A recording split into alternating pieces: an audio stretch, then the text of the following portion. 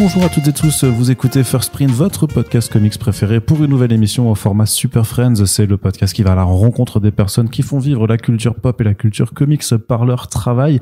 On continue inlassablement notre tour de France des éditeurs de comics afin de faire un petit peu le bilan de 2023 et teaser le programme de 2024. Et il y a une maison d'édition qu'on a déjà reçue plusieurs fois aussi, donc c'est un invité, un recurring, comme on dit dans la série télé. Romain Galland des éditions Kinaï, tu es avec nous une fois de plus. Salut Romain. Salut. Comment vas-tu ?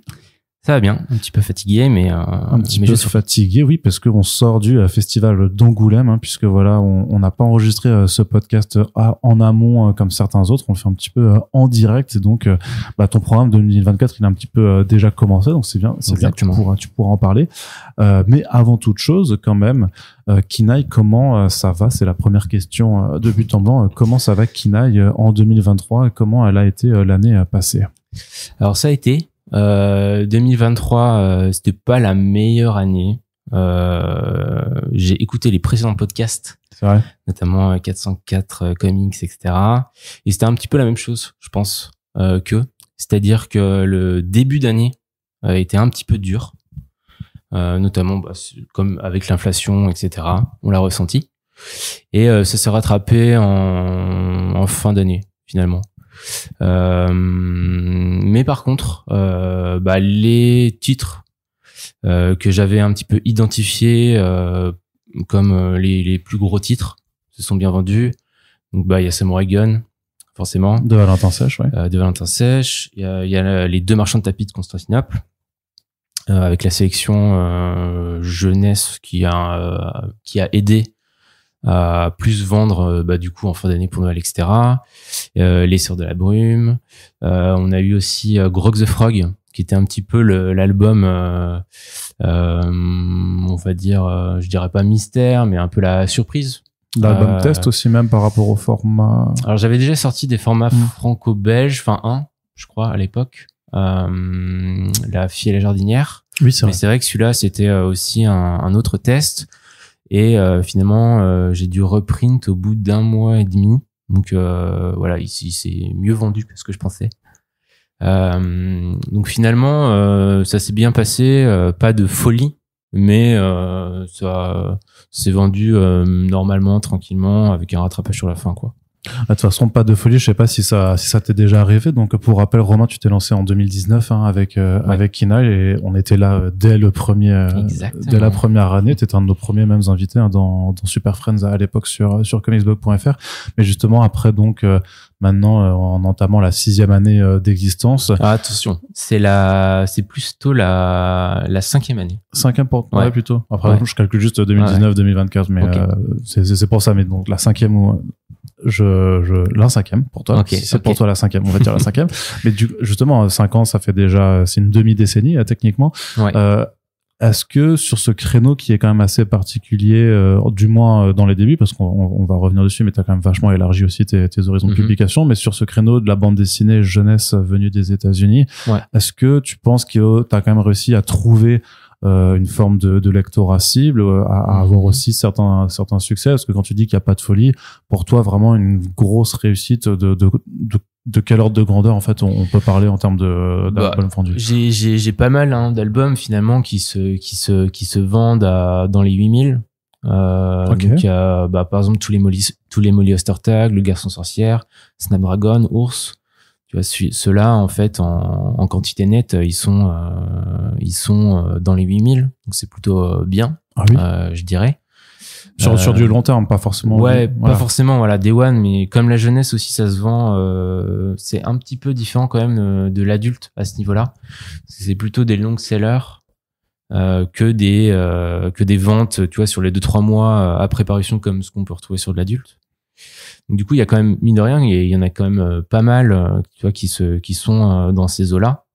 Et moi, le but, ce serait d'avoir, un ou plusieurs titres maintenant qui dépassent les 10 000. Donc au niveau des BD purement jeunesse et des achats de droits, je pense que on l'a vu, au début j'étais tout seul, maintenant je suis beaucoup moins seul, puisque il y a le Bandado par exemple qui arrive là-dessus, enfin sur le même créneau. Il y a Jungle aussi. Rue de Sèvres, il était déjà un petit peu, ils ont continué. Donc ça prouve finalement Bliss techniquement aussi, Bliss qui est aussi sur un créneau assez oui, il y a similaire, Bliss aussi. Donc ça prouve peut-être que j'avais eu un petit peu de nez là-dessus. Après, pour moi, pour les achats de droits, alors les achats de droits ont quand même augmenté par rapport au tout début. Je veux dire le prix des licences. Ouais, je pense que c'est surtout dû. Alors c'est dû au fait qu'il y ait plusieurs acteurs maintenant, en tout cas plus qu'avant, mais c'est aussi dû au fait que maintenant il y a beaucoup d'auteurs qui passent par des agents. Et c'est vrai que il y a 5 ans, je passais souvent en direct avec la maison d'édition. Et maintenant, il faut passer par des agents qui ont eux-mêmes des sub-agents français. Et donc du coup, au lieu que ça se fasse à 2 personnes, ça se fait à des fois 4 personnes. Et donc du coup, comme l'agent prend à chaque fois une commission, c'est ça aussi qui fait que ça augmente les prix. Mais du coup, c'est quand même mieux pour les auteurs parce que le prix des licences augmente pour eux, hein, c'est le but avoué finalement. Mais c'est pour ça que les licences sont un peu augmentées. Voilà. Est-ce que j'ai répondu à la question? Est-ce qu'en conséquence, ça se répercute aussi sur les prix de vente? C'est vrai que toi, tu fais pas des codes prix, donc on peut on suit moins. Enfin, disons que si t'augmentais à intervalles réguliers, on le verrait, mais non, en fait, j'ai un poil augmenté là cette année. C'est vrai qu'avant j'avais pas trop augmenté. Mais cette année j'ai augmenté parce que c'est vrai qu'il y a une répercussion du prix du papier que j'avais pas répercuté. Donc j'ai augmenté certains titres ou quand je fais du cartonné, j'augmente un tout petit peu. Mais voilà, c'est plus symbolique qu'autre chose. J'essaye en fait, vu qu'en jeunesse le prix, enfin tu vois, pour un 250 pages, c'est 20 €. J'essaye de pas trop augmenter parce que je sais que c'est un prix psychologique et qu'au-delà c'est un peu plus compliqué à vendre pour les libraires, etc. Donc on est un petit peu pénalisé par le fait que ce soit de la jeunesse. Donc l'augmentation est minime. Mais oui, voilà, j'allais retrouver ce que je voulais dire. Par contre, en jeunesse, tu vois, je suis pas vraiment embêté par les autres concurrents parce qu'ils prennent pas forcément les mêmes choses que moi. Et notamment, en général, ils prennent des choses un peu plus classiques que moi. Donc, du coup, je suis là-dessus, je me sens pas vraiment, tu vois, énormément pressurisé par le fait qu'il y ait d'autres concurrents. Tu t'es jamais retrouvé au milieu d'enchères à devoir... Si, j'en ai de temps en temps, tu vois. J'en ai de temps en temps, mais c'est pas non plus... tu vois, la pression n'est pas non plus énorme, quoi.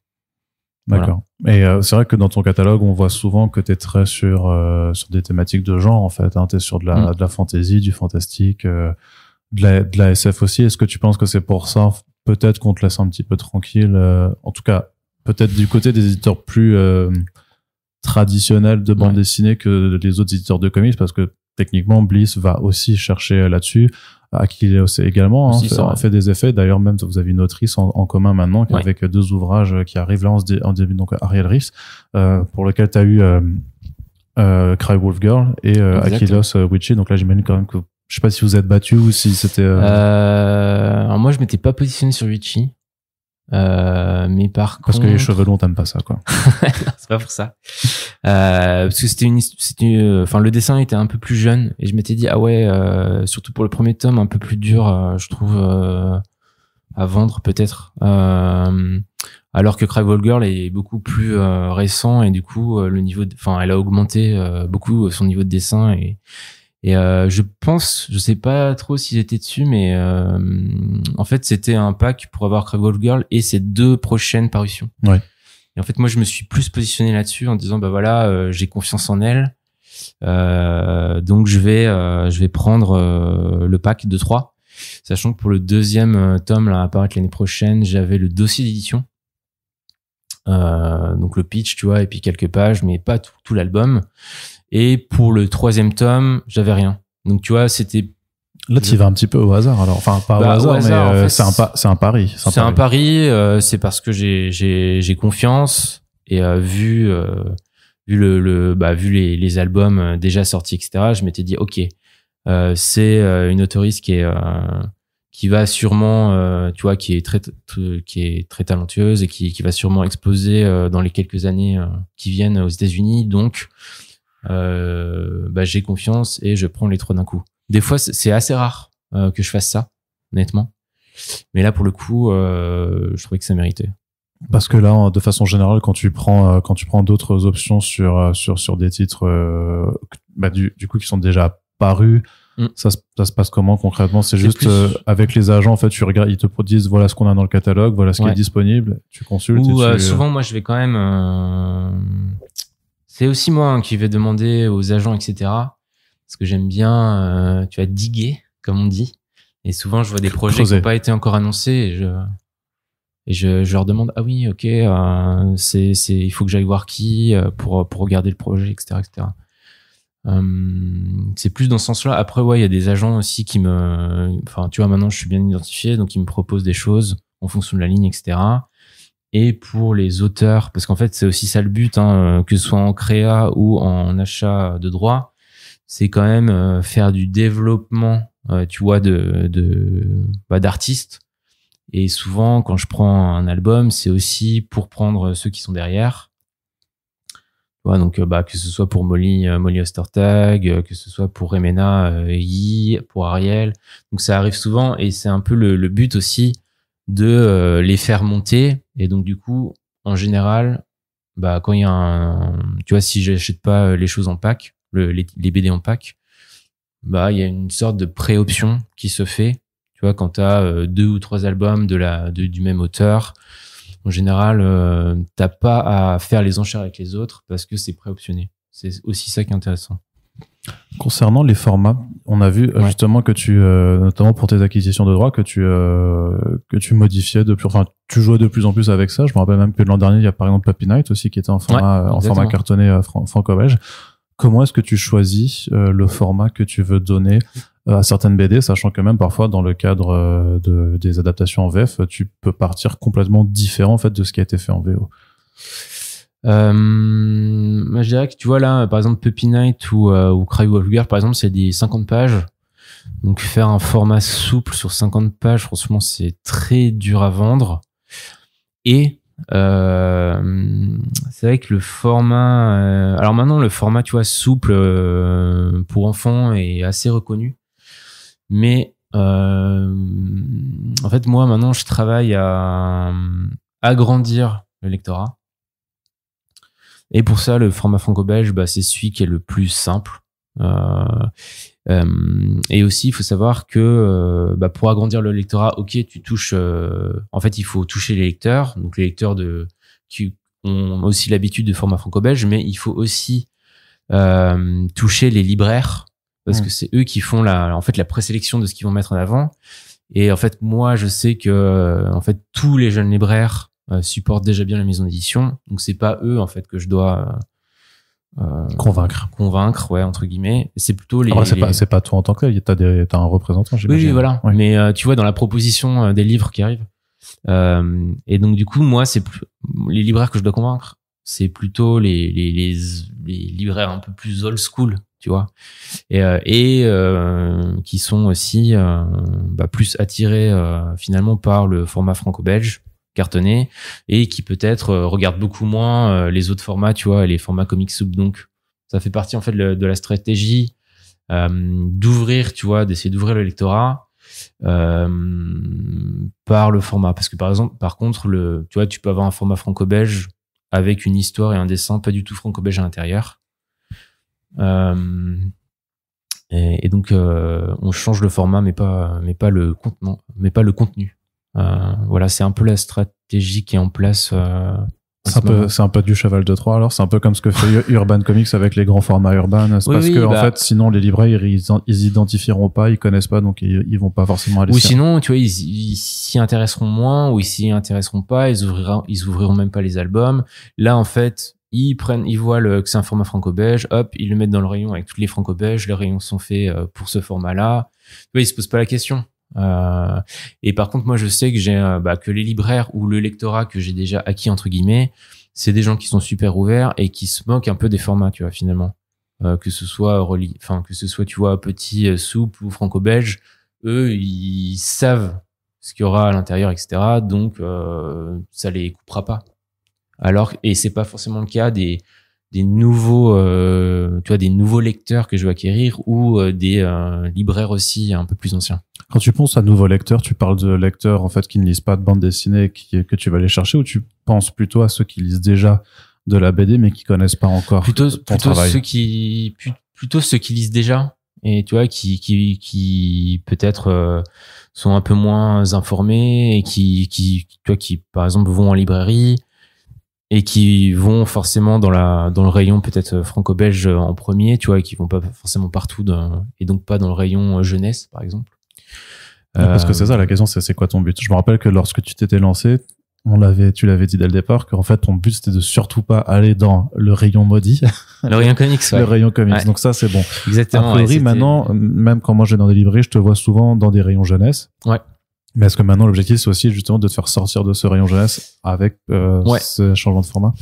En fait moi ça me va, hein, mais c'est vrai que là je développe aussi des titres un peu plus young adult. J'aime pas trop ces mots. En fait pour moi c'est plus ado adulte, tu vois, c'est l'ancien ado adulte, et j'ai toujours considéré que ce que je faisais c'était plus all ages, comme ils disent aux États-Unis, donc du tout public, du tout public, tu vois, mais modernisé. Mais parfois, tu vois, il faut que les albums sortent de ce rayon jeunesse, tout simplement parce que c'est un peu la limite entre les deux. Et tu vois, le marchand de tapis, par exemple, moi j'avais demandé qu'il soit en historique fantastique. Et du coup, il l'a été, et ça s'est vendu comme ça, parce que je trouve que pour de la jeunesse, en gros, c'est des vieux jeunes, quoi. C'est pour des vieux jeunes, quoi. C'est plutôt, tu vois, on peut le lire ado, mais les thématiques, etc., font que ça s'adresse plutôt à des jeunes adultes, je pense. Donc, des fois, tu vois, au cas par cas, c'est bien de sortir de ce rayon-là pour être dans le rayon un peu plus adulte.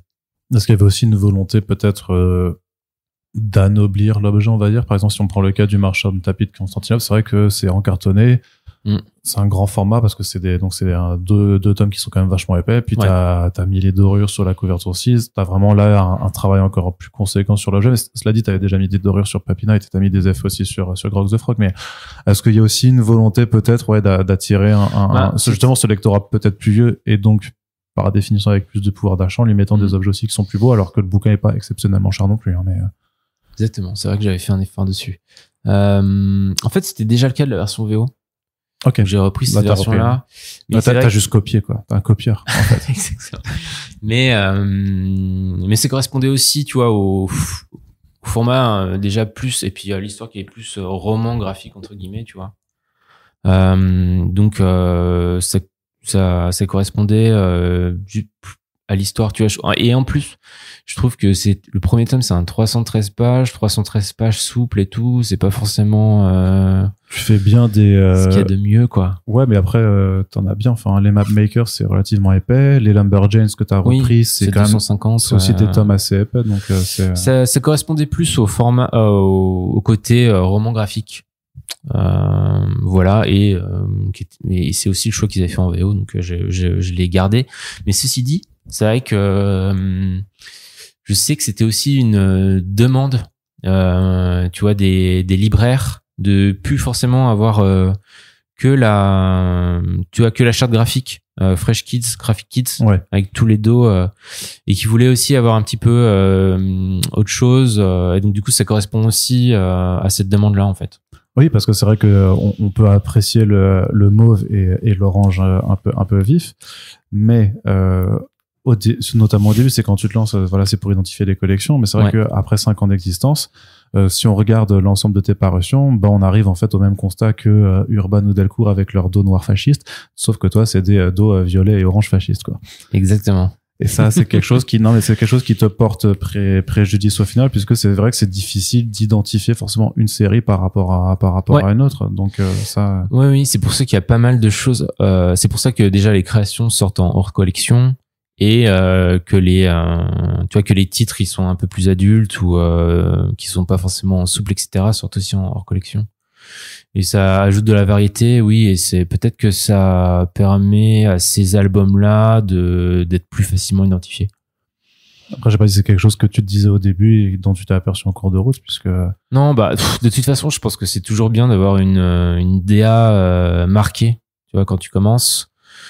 Et puis après que la DA vieillisse, etc., c'est sûr, hein, c'est un truc normal. Quand t'as 30 albums avec un dos orange, etc., il faut faire avec et peut-être après remoderniser la DA derrière. Ça se passe comment pour certaines séries? Je pense notamment, justement, Lumberjanes, c'est quand même un grand coup de pouvoir la ramener une nouvelle fois après les 7 d'Urban. Est-ce que c'était plus pour l'image de marque finalement, et aussi parce que j'avais déjà plein d'auteurs ou d'autrices qui gravitaient autour de cette série et qui ont commencé avec cette série, qui sont maintenant dans le catalogue, tu vois, comme Kat Leigh avec Snapdragon, comme Andy Stevenson, qui est le mari de Molly Ostertag. Les coups, il y avait déjà Remena qui avait fait des coups pour eux, etc. Et puis c'était un peu la série avec laquelle le marché jeunesse américain a vraiment commencé. Enfin, une des séries, tu vois. Ça l'a fait exploser, ouais. Voilà, clairement. exactement. Donc pour moi, c'était assez important. Après, un peu dur, je trouve. Au niveau vente et tout, parce mais que t'as fait des efforts en plus. Ouais, hein, il y a un bon recrutement sur le tome 1. Il y a toujours un bon recrutement sur le tome 1. Donc c'est aussi plutôt une série qui va fonctionner sur le long terme, surtout que j'attends aussi la série télé, la série d'animation et tout qui doit sortir depuis un moment. Et donc du coup, c'est qu'il y a beaucoup d'éditeurs. Tu sais, c'est comme le truc, il est mort tellement à force d'avoir attendu, mais je pense que c'est le cas de beaucoup d'éditeurs sur certains projets d'adaptation. Oui, c'est toujours assez aléatoire. Hein. C'est pas pour ça que j'ai pris cette série. J'ai pris cette série, voilà, pour ce que ça représentait, parce que c'est une bonne série tout simplement. Mais c'est vrai que ça pourra encore relancer les choses derrière. Mais en tout cas, il y a un bon recrutement sur le tome 1. Le fait qu'il y ait, je sais pas si t'as pu jouer dessus, que Stevenson justement, enfin que Nimona sont sortis, c'est par le même auteuriste, je sais pas si ça. Un petit peu, tu vois, mais ça a pas forcément énormément d'influence là-dessus. Mais voilà, ça suit son cours, j'ai envie de dire. C'est pas et c'est plutôt sur du moyen terme. Ouais. Voilà. Tu comptes quand même finir parce ouais. On est au tome 4 publiés. Ouais. Alors il y en a, je crois qu'il y a 6 intégrales aux États-Unis. Ouais, c'est ça. Pour l'instant. Donc ça veut dire qu'il t'en reste deux à faire, quoi. Exactement. Très bien. Justement, enfin, ce qui s'est développé aussi beaucoup de ton côté, c'est la création. Ouais. Et justement, tu ne t'arrêtes plus aux anthologies. Donc on a quand même eu Punch qui s'est conclu avec sa 2e saison l'année dernière. Ouais. Ça se passe toujours bien. On a vu quand même que c'était on va dire que t'as toujours ces aléas de publication sur un planning annoncé, puis en fait le numéro 2 sera le numéro 4, le numéro 3 sera le numéro 2. Comment tu voilà, justement, tu vois, ça a pris c'est des problèmes que j'ai pris en compte aussi pour passer sur le format franco-belge. Parce que je me suis rendu compte que tout le monde adore les fascicules, mais les libraires ne les aiment pas forcément énormément. Ah ouais. Parce que voilà, le format est un peu bizarre. Moi j'ai tout eu, hein. J'ai eu les gens pensent que c'est un magazine gratuit. J'ai eu c'est pas assez cher. Donc on le conseille pas en priorité. On préfère conseiller une BD à 20 €. J'ai eu plein de trucs différents. Oui, sur le côté, le libraire veut faire son chiffre aussi, quoi. Voilà. Ouais. J'ai eu plein de choses comme ça, donc c'était assez intéressant. Mais c'est pour ça que là, les prochaines anthologies seront directement en format anthologie et non plus en format fascicule.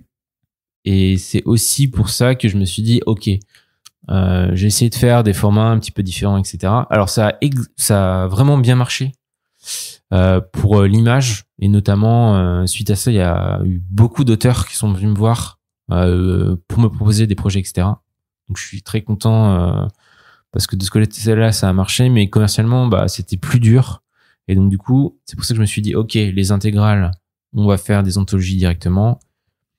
Et pour les créations, quand ça s'y prête, tu vois, donc quand c'est des créations 50-70 pages, on les fera au format franco-belge. Comme ça, il y aura pas de problème au niveau des libraires, ils auront le format qu'ils connaissent, etc. Tu vois, c'est rentré, en fait, toute cette expérience, tu as accumulée et rentrée, a été intégrée pour réfléchir au prochain format de créa.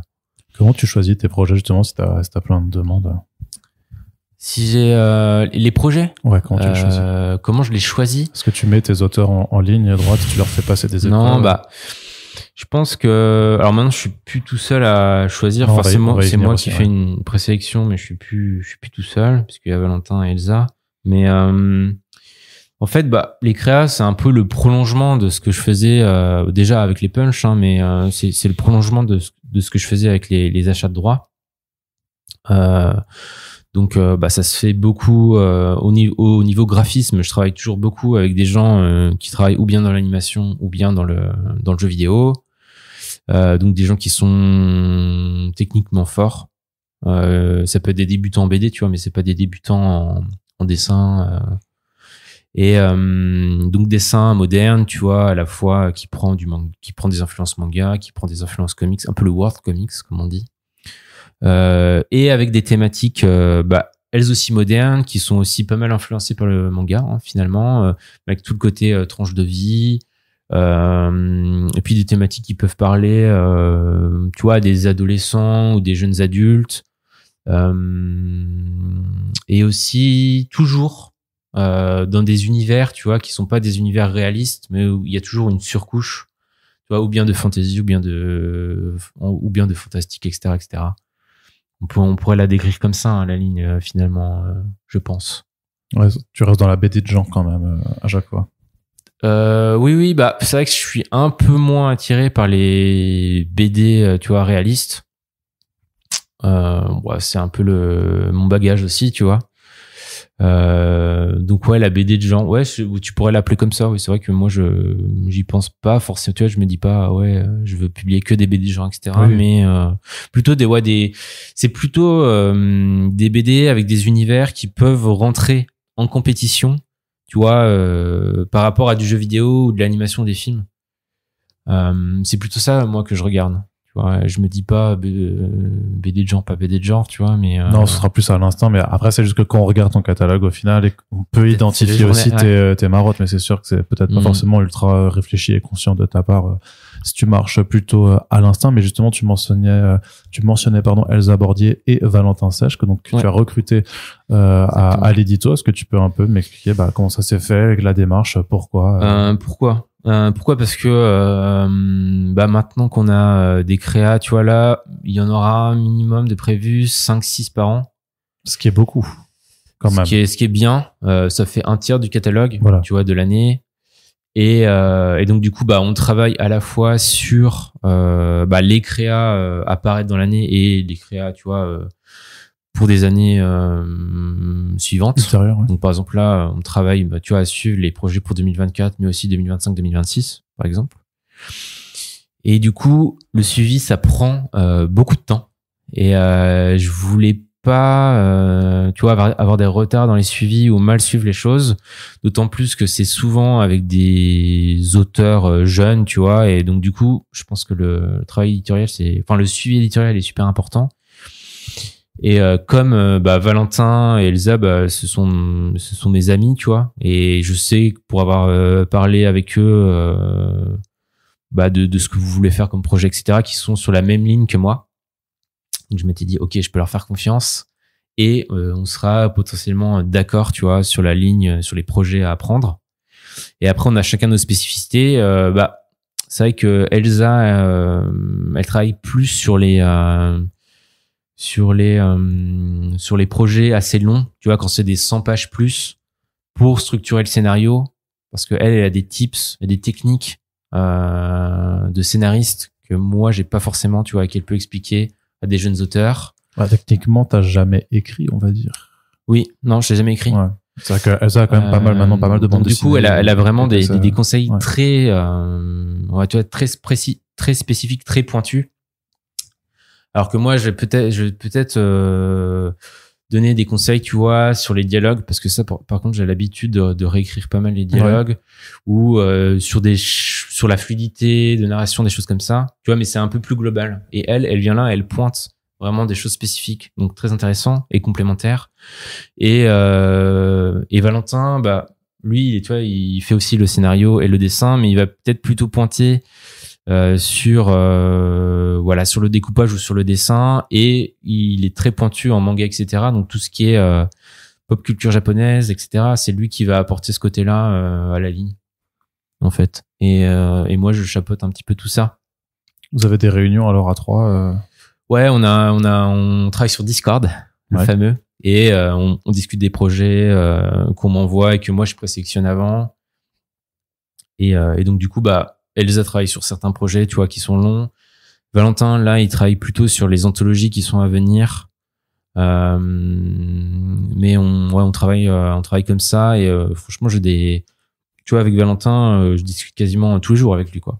Elsa un petit peu moins en ce moment parce qu'elle est bien occupée aussi de manière personnelle. Ouais.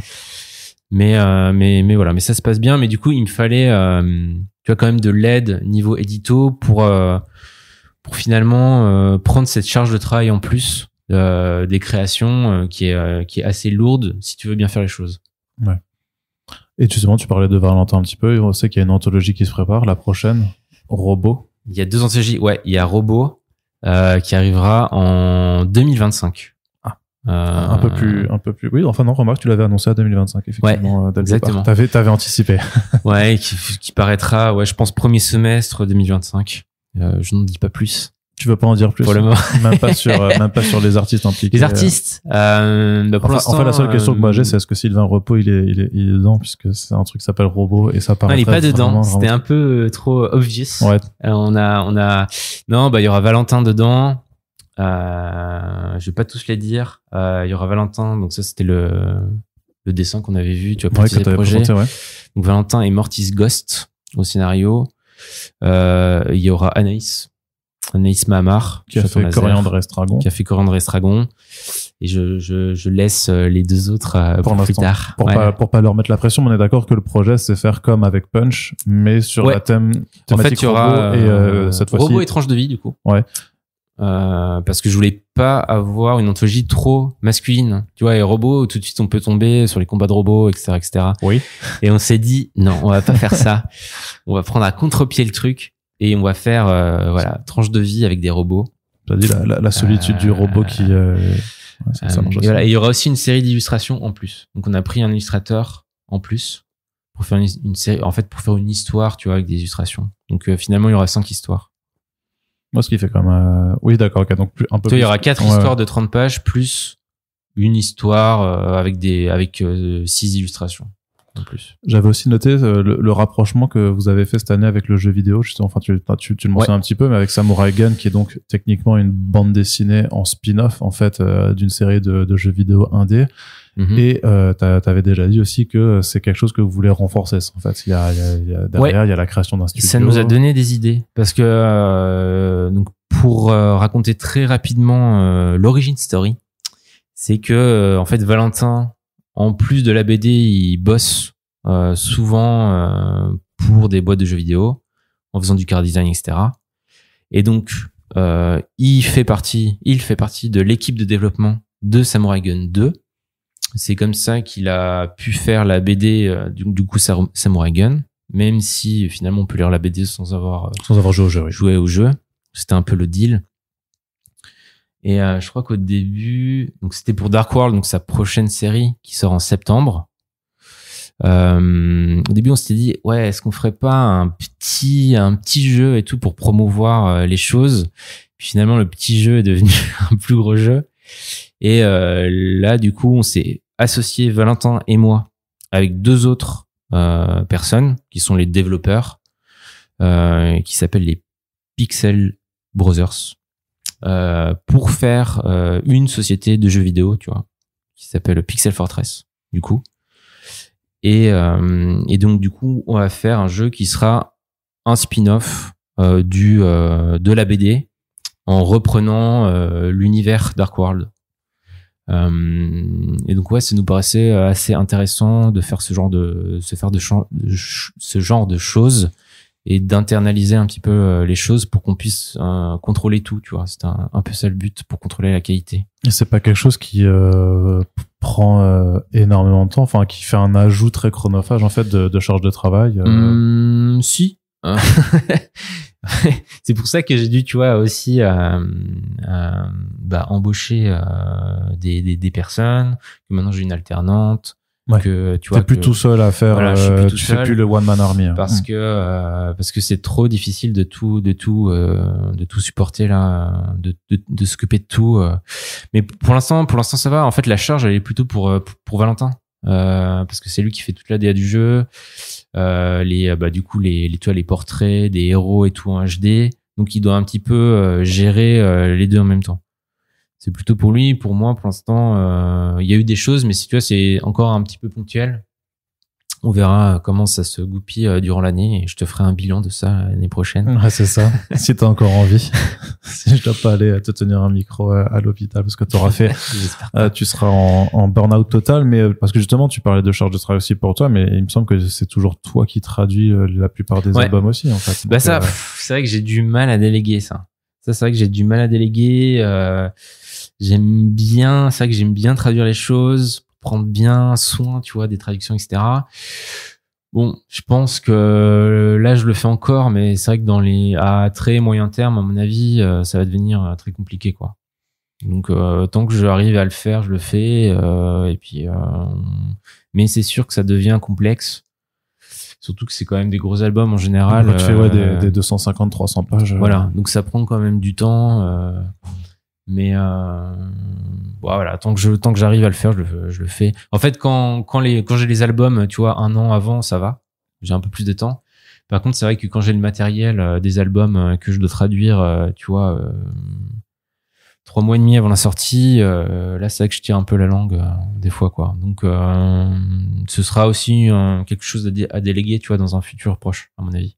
C'est pas quelque chose qui risque aussi d'avoir des répercussions sur, parce qu'en fait, tu peux intégrer le coût de la traduction, en fait, dans ton propre salaire, en fait. Si. Après, bon, c'est oui, c'est 1 000 € de plus, quoi. Enfin, on va dire ça, grosso modo. Ce sera, oui, ça fait toujours une petite charge en plus. Après, je pense qu'en termes comme les mises en place et tout sont pas mal, ça, tu vois, ça ne remet pas en cause le fait que je prenne ou pas un titre. Ouais. Finalement, c'est juste que le titre est un peu moins rentable de 1 000 €, mais il y a pas de catastrophe, quoi, à ce niveau-là. Tu penses que toi, ça te fait un vrai push d'être sur les salons? Parce que moi, je vois à chaque fois que je te vois, que ce soit donc à Angoulême ou à Amiens, qu'il y a des bulles, en fait, il y a quand même beaucoup, enfin, t'as des stands qui sont généralement grands, t'as pas mal d'auteurs que tu reçois. Ouais. Est-ce que toi, c'est vraiment un gros push, le présentiel? En fait, c'est quand même difficile tu vois, les répercussions sont difficiles à mesurer. Après, ça fait partie, tu vois, du budget com, et je pense que c'est important d'y être. Parce que c'est là où t'as pas mal de gens, tu vois, qui sont intéressés par la BD de manière générale, et qui te découvrent comme ça. Donc, tu vois, c'est un peu la réponse classique que je te fais, mais je pense que c'est important. Là, on voit qu'Angoulême, ça a bien fonctionné. Donc, réseaux sociaux d'un côté, qui est aussi très important, et puis de l'autre, c'est vrai que le présentiel, je pense que t'es obligé aussi de passer par là, tu vois, pour avoir du bouche à oreille, pour que les gens te découvrent, etc. Limite, c'est le meilleur endroit, tu vois, en festival, pour que les gens te découvrent. Donc, c'est important quand même d'avoir un budget conséquent pour ça. Et les prix, ça a une incidence parce que t'as Snapdragon qui a été primé. Ouais, alors ça, c'est sûr que quand t'as un fauve, t'as Ours qui a été primé aussi. Enfin, était régulièrement quand même dans les sélections justement Fauve Jeunesse. Ça, c'est très important pour moi d'être régulièrement dans les sélections, etc.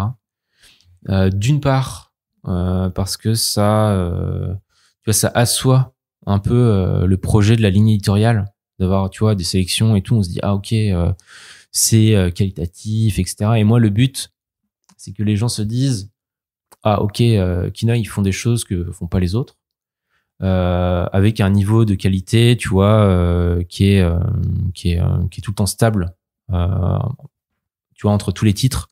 J'ai des préférences, etc. Mais même si j'ai un peu moins aimé, tu vois, je trouve que tous les titres Kina, ils sont de bon niveau qualitatif, tu vois. Et c'est un peu ça le but, finalement. C'est, je veux te dire que c'est juste de sortir des bons albums sans se planter. Et après, dans ces albums-là, t'en as qui ont Tu vois, t'en as qui ont juste une bonne critique presse et qui sont un peu, qui marchent un peu moins commercialement. T'en as qui marchent, qui marchent mieux commercialement, mais c'est le fait d'avoir un niveau de qualité constant, tu vois, entre tous les albums. Et que aussi que la ligne soit aussi, tu vois, qu'on voit bien la ligne, que tous les albums soient cohérents les uns avec les autres. C'est super important. Et le fait d'avoir des prix, des sélections, etc. Bah oui, forcément, hein, ça joue sur la perception du public, des libraires aussi, tu vois, des bibliothèques et tout, parce qu'en jeunesse, c'est vrai que t'as quand même t'as un gros marché avec les bibliothèques, les médiathèques, etc. Et c'est vrai que si t'as des sélections et tout, t'es tout de suite repéré plus vite. Et t'as pas mal de commandes derrière. T'en as pas mal, toi, chez les bibliothèques? Ouais, c'est vrai que les bibliothécaires m'aiment bien, en général. Quand je les vois, tu vois, sur le stand, par exemple, à Montreuil. Ouais, oui, c'est vrai qu'en général, ils sont contents de me voir. Et, le faux, ouais, c'est énorme, hein. Moi, Snapdragon, ça a fait du x10 en vente. Voilà. Et pour Ours, ouais, celui-là, il marchait déjà extrêmement bien, mais ça a aussi augmenté beaucoup. Il y avait un gros chien, quoi, donc. Oui, il y avait un chien. Voilà. c'est donc oui, c'est très important et c'est un truc. Bah là, tu vois, le but, je dirais pour cette année, vu que les prix sont à la fin de l'année, les sections sont à la fin de l'année, c'est plus d'être uniquement en jeunesse, mais par exemple Angoulême, avoir peut-être des sélections dans d'autres catégories. C'est un petit peu ça le but aussi pour justement pour tu vois, pour que un plus grand public puisse, enfin, pour avoir une plus grande visibilité au niveau d'un plus grand public. D'accord. Après, faites gaffe, le jury Romain est à l'attaque. Est-ce que tu peux un petit peu nous parler maintenant pour aller vers le futur proche, enfin dans l'instant présent, donc il y a quand même tes deux nouveautés de début d'année, donc c'est Rémenaillé et Ariel Ries qui sortent, donc Alexandre le Ver d'Orient, l'élixir de vie d'un côté et Cry Wolf Girl de l'autre, qui sont pas du tout qui ont pas du tout la même patte graphique, hein. Sachant que Alexandre, c'est un partenariat avec cette autrice que tu poursuis, parce que ça va être 4 tomes, hein, Alexandre, quand même. Donc ouais, c'est assez lourd. Mais je pense qu'elle est, tu vois, elle est assez unique en son genre. Le fait de mixer comme ça, historique, avec des recherches très poussées, fantastiques et tranches de vie. Et en plus de ça, c'est vrai que graphiquement, il y a quand même beaucoup de travail aussi, etc. Surtout dans le Alexandre, je trouve qu'en termes de diversité d'approche graphique, entre son dessin, on va dire, un peu plus à plat, et puis parfois, tu pars vraiment dans les sortes de tapisseries médiévales, enfin, t'as vraiment des imageries très, très différentes. Donc c'est vrai que j'aime bien la suivre, Je trouve que c'est vraiment unique. Et ça fait partie, tu vois, des auteurs qui, pour les lignes éditoriales, sont vraiment. Enfin, je suis content, tu vois, de pouvoir proposer ça parce que c'est assez unique en son genre. Et c'est vrai que c'est des albums qui sont peut-être un peu plus, exigeants, tu vois, que des albums qu'on peut retrouver un peu plus classiquement en librairie. Mais elle a déjà un public, tu vois, avec Séance Tea Party qui était plus simple parce que c'est vrai que c'était plus pour de la jeunesse pure. Le Marchand de tapis avec lequel on a creusé le sillon, et puis là c'est vrai que c'est pour les gens qui ont bien aimé le Marchand de tapis, c'est la même veine, tu vois, mais en encore plus poussé, parce que le Marchand de tapis, elle avait fait ça, c'était sa première BD finalement à 22 ans, là elle en a 29, donc je trouve que c'est la continuité en plus maîtrisée. Oui, bah voilà, c'est ce que je te disais, hein, c'est le développement d'auteur, ça reste très important pour moi. Et donc, cette autrice en fait partie. Et pour Cry Wolf Girl, qui est là vraiment un récit très court, en format franco-belge, et tu m'as montré le format original, en fait, qui n'a rien à voir, parce que, alors c'est vrai qu'il n'y a pas de photo dans le podcast, mais il faut bien s'imaginer que c'est quelque chose qui, en termes d'épaisseur, enfin de largeur, fait quasiment moitié-moins, en fait. Et tu m'as dit que l'autrice fait même retravailler des planches, en fait, pour faire tenir dans ce format agrandi. Elle a retouché toutes les planches pour agrandir le décor, etc. En fait, c'est quand même pas banal. Non, il faut avoir un bon relationnel, tu vois, avec les auteurs que tu publies. Mais là, pour le coup, ça s'est super bien passé. C'est un album, tu vois, qui a eu un Ignatz Awards du meilleur album en 2020. C'est vrai qu'en termes de graphisme, c'est totalement dans la ligne Kinaï, je trouve. Tu vois, très dynamique, avec pas mal d'influence manga aussi. Les thématiques aussi sur la santé mentale, je pense que ça fait aussi partie. En gros, on n'est pas surpris d'avoir ces thématiques-là chez Kinaï non plus. Et puis graphiquement parlant, bah tu vois, c'est assez fort vu que c'est en 2 couleurs, quoi, grosso modo. Donc c'est vrai que je m'étais dit, tu vois, même si ça change par rapport à ce que j'ai fait avant, on voit quand même le lien. En tout cas, j'espère. Et donc du coup, c'était un bon moyen de l'introduire sur le marché français. Et d'ailleurs, c'est vrai que tu vois, par exemple, pendant le festival, on en a vraiment beaucoup vendu, quoi. Donc ça montre que la couverture marche bien. Ouais, mais non, elle est vraiment marquante. On aura une interview tout bientôt de Ariel Ries de toute façon. Donc, et sinon, oui, en début février, donc en même temps que Cry Wolf Girl, il y a Les Oubliés. Oui, bien. Donc la première nouvelle création qui arrive chez vous et sur laquelle on retrouve Elsa en tant qu'autrice avec Hugo Descraines au dessin. Ouais. Donc Hugo, en fait, lui, il bosse en tant qu'animateur à La Cachette et dans d'autres studios d'animation. Et du coup, le but, donc c'est un album qui est plutôt pour ados.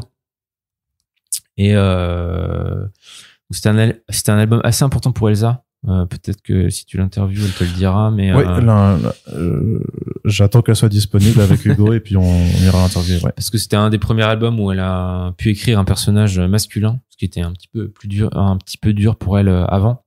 Et le but, en fait, l'idée à la base est venue d'Hugo, et puisqu'il voulait faire une histoire un petit peu fantastique avec du Lovecraft et tout. Mais qui était plus action horreur à la base. Et puis après, moi j'avais mis Elsa d'abord en script doctor parce que Hugo avait pas l'habitude d'écrire et tout, et il galérait un peu. Il avait, tu vois, le début, la fin, mais il ne savait pas trop ce qui se passait au milieu. Je lui ai dit, tu veux être aidé par Elsa. Et puis finalement, ils sont tellement bien entendus que Elsa a aussi écrit le scénario et a aussi mis un peu d'elle dedans. Et du coup, je pense que c'est un album assez intéressant parce que t'as tout ce côté, tu vois, action, fantastique, créature de Cthulhu, etc.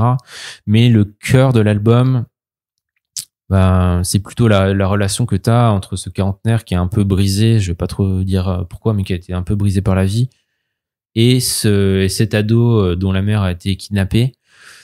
Et au lieu d'avoir c'est pour ça qu'il y a la référence à Last of Us, un petit peu. Sur la dynamique, Mais au lieu d'avoir, tu vois, l'adulte qui apprend à l'ado, ils sont ils sont au même niveau finalement, ils apprennent l'un de l'autre. Et en fait, le cœur du récit est un petit peu là-dessus, quoi. Plutôt, donc je dirais que c'est une fausse histoire d'aventure-action, mais le cœur, c'est plutôt psychologique, quoi. Le cœur de l'album est plutôt psychologique. Après, j'ai pu le feuilleter quand même. Il y a de l'action, il y a des monstres aussi. C'est pas une fausse aventure d'action dans le sens où ils arrivent quelque part puis ils se posent, ils font du jardinage. Non, il y a 2-3 grosses scènes d'action qu'on a voulu bien impactantes. Mais tu vois, je pense que la valeur ajoutée de l'album, c'est plutôt, tu vois, l'écriture d'Elsa, la sensibilité qu'elle a mis, tu vois, dans les rapports entre les personnages. Ok. Et à venir également au mois de mars, puisque c'est là où on s'arrête en tout cas dans tes données publiques, c'est Left Star et l'étrange péripétie, où là aussi par rapport à la VO, t'as agrandi le format de. Enfin, les bouquins n'ont absolument rien à voir. Ouais, c'est un peu comme Puppy Night que j'avais fait. Donc, j'ai agrandi, je l'ai mis au format franco-belge. Alors ça, c'est aussi un album un peu particulier parce que c'est en 2 couleurs. C'est vrai que cette année, j'ai 2-3 albums comme ça qui sont tu t'es dit les couleurs limitées. T'en avais marre. Non, mais en fait, c'est vrai que je pense autant, tu vois, il y a 5-6 ans, c'était peut-être plus compliqué de publier des albums, tu vois, avec un camélieu de couleurs limitées. Autant, je pense que maintenant, c'est beaucoup plus accepté. Et c'est beaucoup moins un obstacle aux ventes, finalement. Donc, c'est vrai que quand t'as un parti pris graphique fort, tu vois, ça compense, entre guillemets, le fait, un peu comme Samurai Gun, finalement, qui est aussi en 3 couleurs, tu vois, mais tu sais que j'ai vu le retour des gens, ils disaient, je suis vraiment impressionné par le parti pris graphique et tout, et je me suis dit, ok, Peut-être qu'on va refaire des tests là-dessus. C'est intéressant comme compromis, tu vois, aussi, si tu veux faire des albums plus gros, etc. Et ça, c'est un petit peu aussi la même chose, hein, c'est aussi du développement d'auteurs. Jean-Philippe, il est brésilien, il travaille pour pas mal de boîtes d'animation américaines. Il travaille sur du storyboard. Et je trouvais que son style était très très élégant, qu'il était fort pour faire des atmosphères assez particulières. Et là, on suit un magicien, en fait, un créateur de monde, qui au début de l'album est très fatigué et tout, il est un peu en burn-out. Il n'arrive plus à accéder au monde qu'il a créé. Donc il est bien embêté et il va rencontrer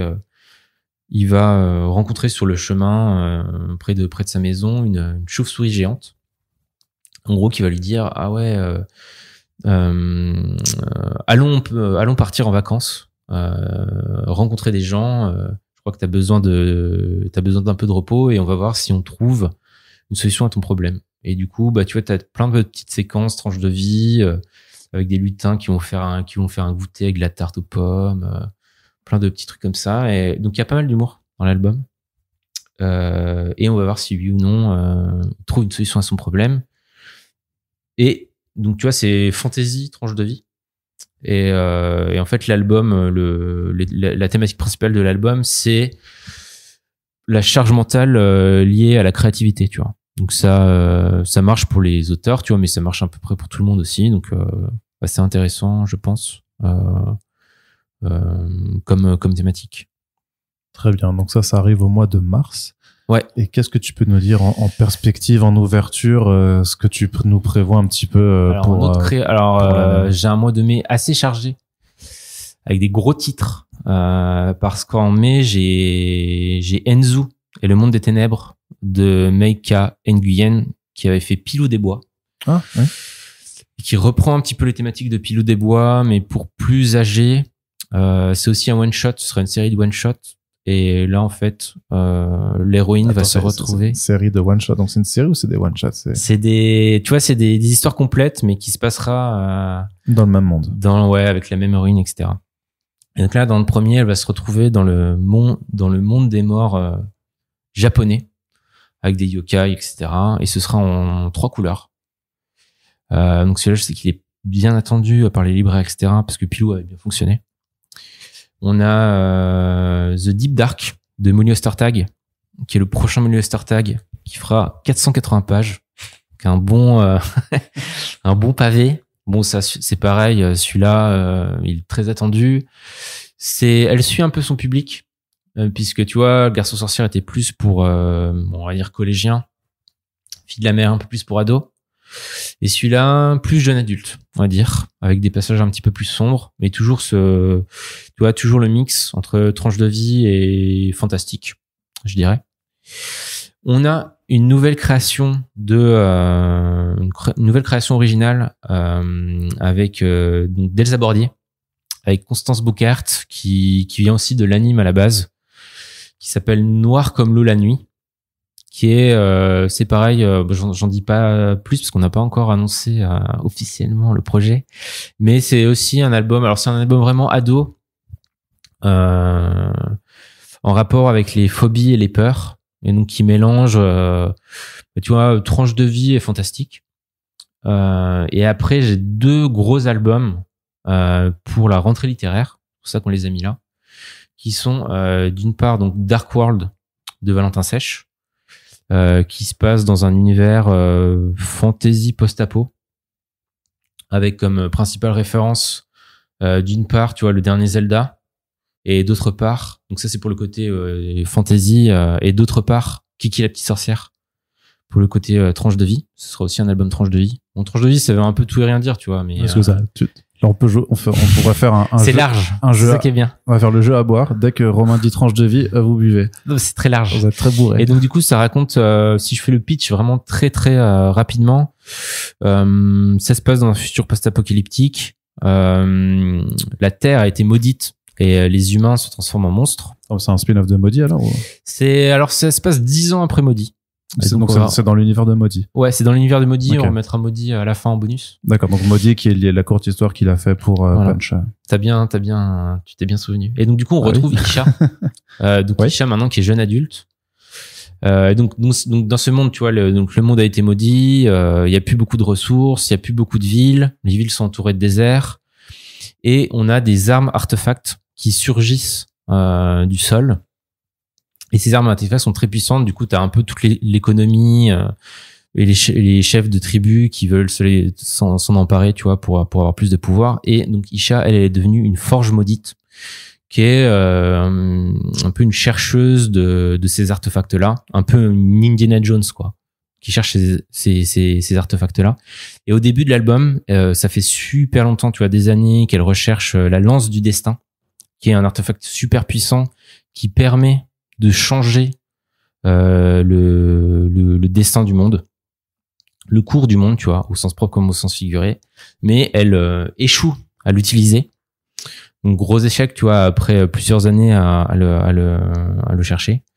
Et elle décide de rentrer dans sa ville natale pour se poser des questions, tu vois, de jeune adulte, c'est-à-dire bah voilà, j'ai voulu influencer le monde pour qu'il devienne meilleur de manière globale, j'ai échoué.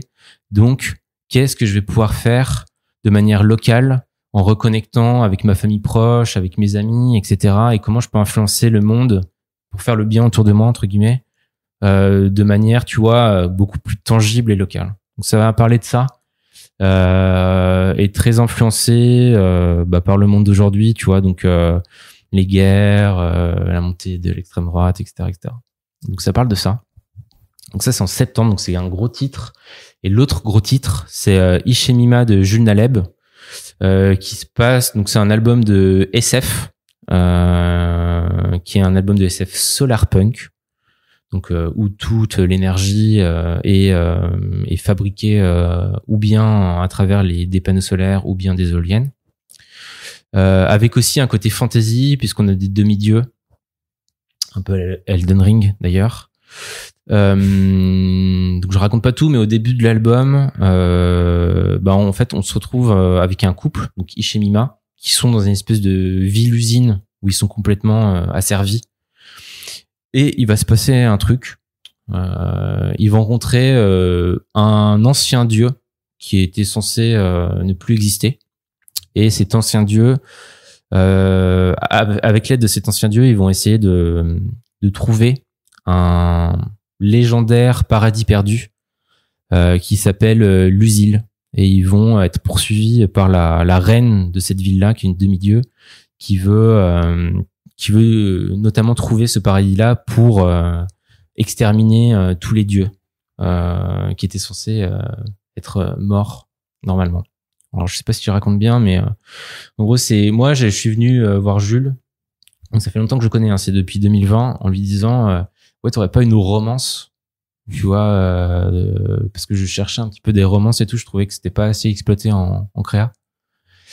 Et il m'a dit ah ouais j'ai peut-être ça dans mon univers. Donc c'est un univers qui développe depuis assez longtemps maintenant. Et donc on pourrait dire que c'est une romance de SF. Voilà. Et en fait que ce soit Dark World ou Ishemima sont des one shots, mais c'est pareil, il y a plusieurs one shots qui sont prévus dans le même univers par les mêmes auteurs derrière.